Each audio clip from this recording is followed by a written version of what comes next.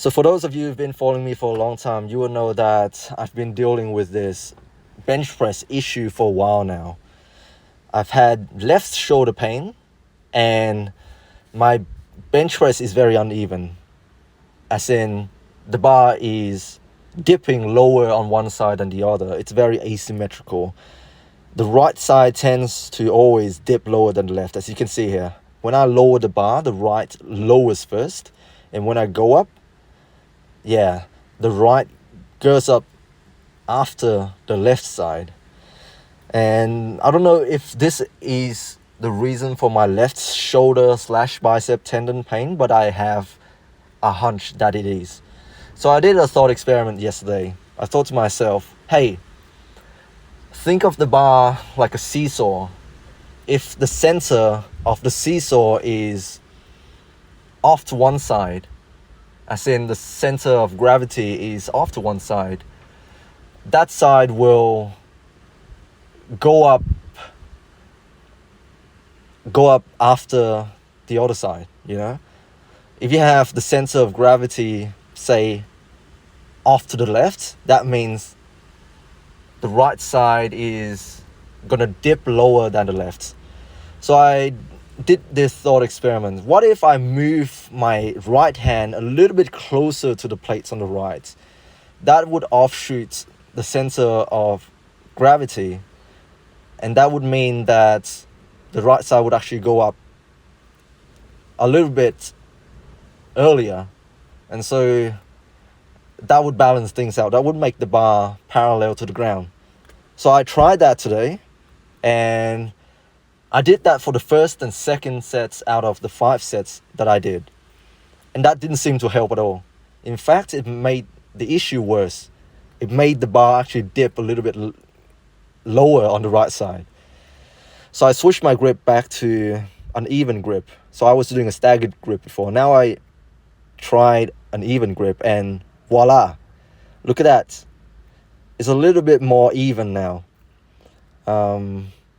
And that's because I tried something else rather than moving my hand closer to the plates on the right side, because I still feel like that would make me lift in a way that is very uneven. So what I tried instead was this cue. So I tried to tuck my chin in to my neck. So I tried to make myself have a very big double chin. I call this cue looking at your dick. And it seems to help. It seems to help somehow, I don't know.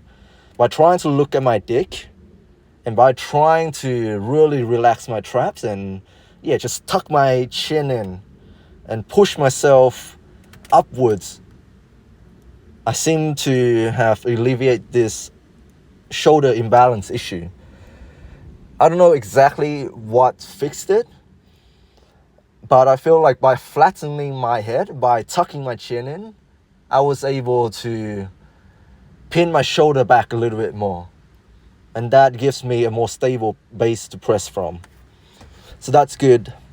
And I also think about pushing myself into the bench as I press up.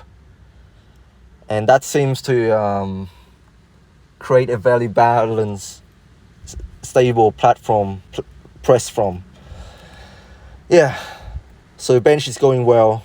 I think I'll keep doing the bench press everyday thing, just working my form, getting everything locked in. I actually saw Luke today, and he asked me how my bench press is going, how my progress is going.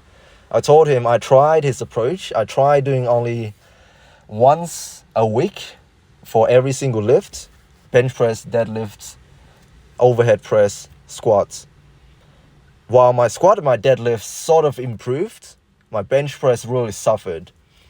I think for me personally, I need to bench press very frequently to maintain this technique and integrity. It's just not for me, man. Once a week, it's just not enough for my bench press, I feel. So I know, yes, I am stubborn, but I need to figure out what works for me. And what might work for some people suddenly will not work for me. So yeah, you just got to find your own way in life, really. You can take advice from people, you can try things out, you can be open-minded, but at the end of the day, you need to figure out what works for you and for you specifically. Sure, there are many things that universally people from around the world adopt, things that many people have found success in. But think of yourself as an individual, and there are individual variations. And while something might work for the majority of people, sometimes that very thing might not work for you. Yeah, that's it for training today. I actually woke up pretty early, even though I had a night shift last night. I woke up at 2 p.m. and I walked outside into the garden, and I saw my neighbor watering his crops. And something looks oddly suspicious. There were a bunch of plants that look, how should I say this? There are a bunch of plants that look like the sort of plants you would chop up and roll up and smoke. You know what I mean, the devil's lettuce. And I was very, very curious as to what plants they are. They look like one of those plants, if you know what I mean.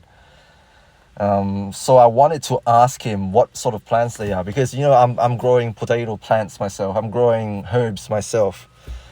But I was so nervous about asking him because I had a hunch this plant might not be the common vegetable that you see in other people's garden. But I was so shy to ask him, and I told my housemate Aaron, bro, I have a feeling it's the devil's lettuce. It's those plants. They look oddly suspicious. And I said to him, I really want to ask the neighbor what sort of plants they are. I don't know. Out of curiosity. There's no judgments. I want to ask this coming from a place of pure curiosity. But I was so shy. I was so nervous of asking him. Even though my neighbor has been helping me out a lot. He has been looking after Bailey when I went back to Vietnam and stuff. And he's been helping me out for free, really. Just helping out, looking after the garden and stuff. But yeah, I was so shy to ask him, what the hell is he growing? But Aram, as you know, Aram is a very extroverted person who likes the attention, and he's also on the spectrum. But anyways, I told him, and he just candidly walked up to the fence and said, "Hey neighbor, my housemate here has a question to ask you." Fuck you, Aaron. I didn't want to get into that interaction, but anyways, we ended up asking him about the plants. I was pointing to the plant. I asked my neighbor. I was pointing to the plant. I asked him, I'm very curious as to what plants you have there. And my neighbor just sort of deflected the question.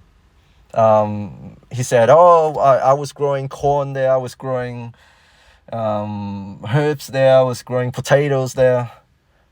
But then I tried again. No, I was talking about that plant there in the corner. And then he sort of looked at me funnily, and then he said, "Oh, those are tomato plants." And I said, "Really?"